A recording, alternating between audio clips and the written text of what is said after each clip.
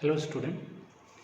Today we are going to talk about the algae, and that algae is nothing but the Batrachospermum. Now we are gone through the different types of algae, and in today's lecture we are concentrate on this Batrachospermum.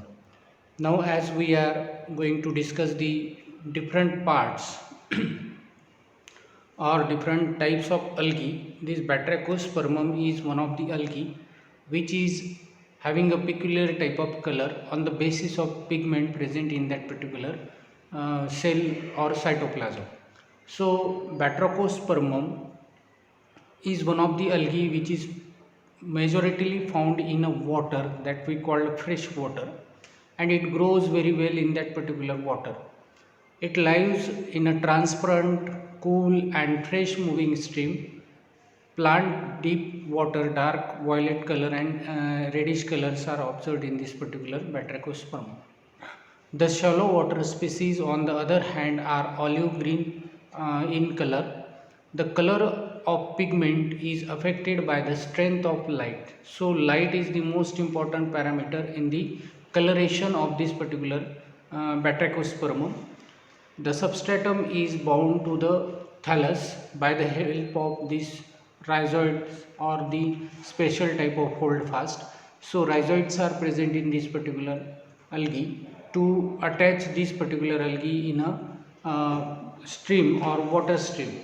So we can say that the color of this algae, that is Batrachospermum, depends on the intensity of light, where the intensity of light is small, or we can say very small range of intensity where these algae get, it will produce the olive green to the other color, and on the other hand the color is very dark reddish in color when these algae are found to be in a deep and shallow deep water.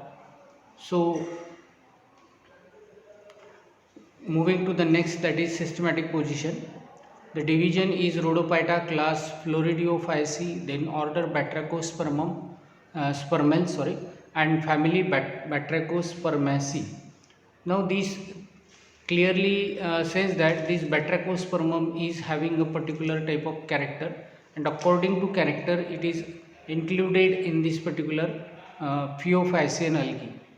Now when we talk about the occurrence of these algae, obviously the occurrence of these Batrachospermum in slow moving stream, or we can say these Batrachospermum majoritarily act as aquatic along the shore of lake and ponds.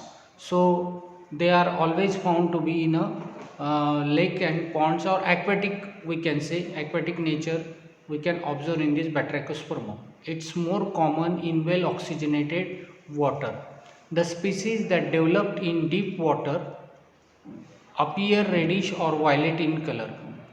The that grow in shallow water are olive green. So depending on the type of intensity, they will shows the coloration in that particular thing. Now talking about the vegetative structure, Batrachospermum is having a particular type of vegetative structure, and it is very clear from the observation. The mature plant's thallus is soft, dense and filamentous.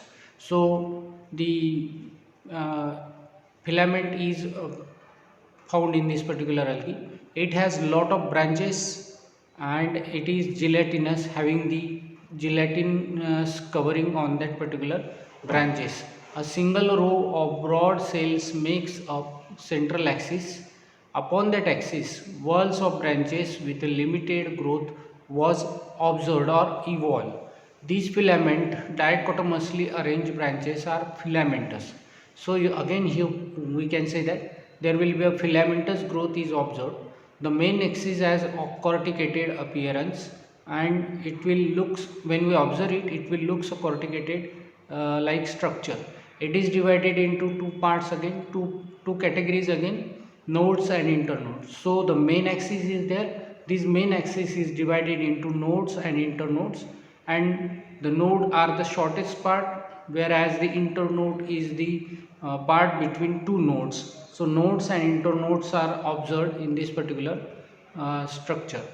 Now these two branches, that is, the first one is known as branch of limited growth. The branch of limited growth is the most important characteristics of Batrachospermum. These emerges involve from nodes, so nodes will give rise to the formation of these limited growth. Such branches grow for a while before becoming long hair.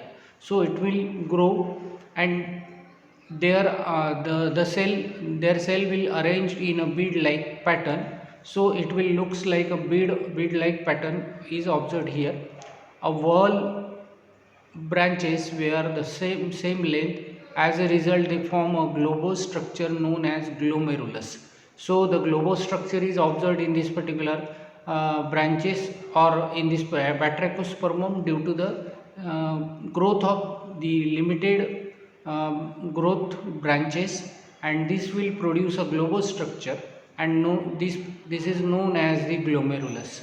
So this is nothing but the branches of the limited growth, where the growth of the all branches will limited, and it will attain the same growth. On the other hand, we can say that there is another branches, that is known as branches of unlimited growth, where the growth of these particular branches is having a unlimited growth. Such branches develop from imicel cell of the limited growth branches.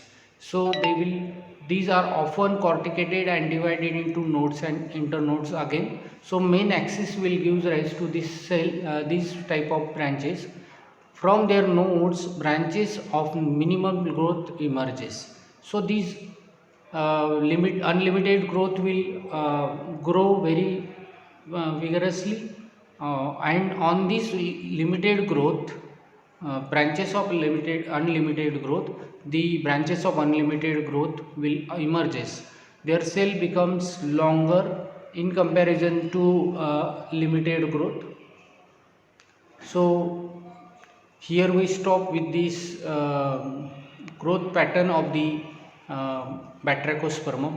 In upcoming lecture, we are going to talk about the reproduction in Batrachospermum.